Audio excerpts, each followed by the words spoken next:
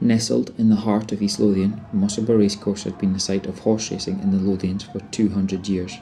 Sharing our home with one of the world's oldest golf courses, our unusually oval-shaped racecourse stretches east along the River Esk in a beautiful location by the sea. From the sporting venue of aristocracy to near bankruptcy, our story so far has been filled with bends and straights, with times where it seemed we may not be able to go on.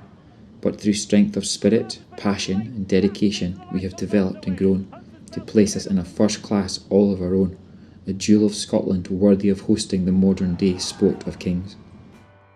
Very, very early, I remember my granny bringing me down to the racecourse to see the horses flashing past and all the colours. Maybe that took my fancy and maybe I remembered all that, and that's what attracted me to the racing.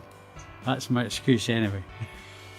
Well, when I was younger, I was brought up in the scheme there, in that housing scheme. When I was from probably about 5-year-old, I was round here every day. Used to come around, mess about and play about.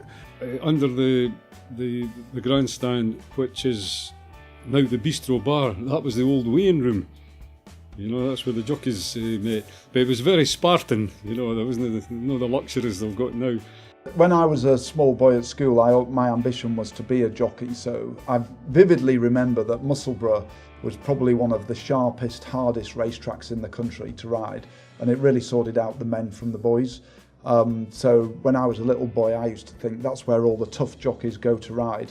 Nowadays, the track is so much improved that we get all the champion jockeys up here, we get all the best jockeys. Oh, the course has changed dramatically. When I first started, I was in a silver ring, which we don't have anymore. And in the 1980s, it was really in hard times, struggling to survive, could have went to the wall. When I started here first, it was before Bill, and it was a bloke, Mark Kershaw, that he was in charge then. But there was talk of the course getting closed completely. And I think, in fairness, Mark Kershaw, I think he was the guy that actually sort of turned it round. And then Bill took over and he's made, you know, huge improvements. Well, when I came in 1998, the racecourse had just started recovering. But it's fair to say that of the 60 racecourses in the UK, Musselburgh was in the sort of bottom 3. So there was a big task ahead, but you could see the potential and you could see where it needed improving. Where you're standing here, you were surrounded with huts. And it was just in a terrible state. Huts, that's all it was here. And no good trainers brought their horses here. And there were 4 and 5 horses in a race. This was built, the Queen's stand was built. I remember being here at the opening of the stand. The Queen was here and one of her horses was running. Everybody was on it, and unfortunately it finished about 5th or 6th, if I remember correctly. Well, favourite memories are the Ladies' Day. So now we've got a Ladies' Day here where you attract 9,000-10,000 people and 8,000 of them are women. So it's a fantastic day out. Now we've got the Cheltenham trials here. Cheltenham horses come here.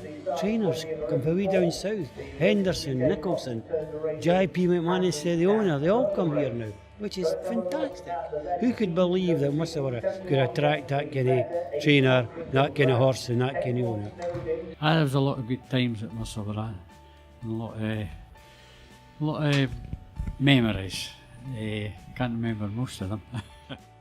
But our story has only just begun, with no finish line in sight. So, as we celebrate our Bi-Centenary year of extraordinary horse racing at Musselburgh Racecourse, we look forward to what the next 200 years will bring.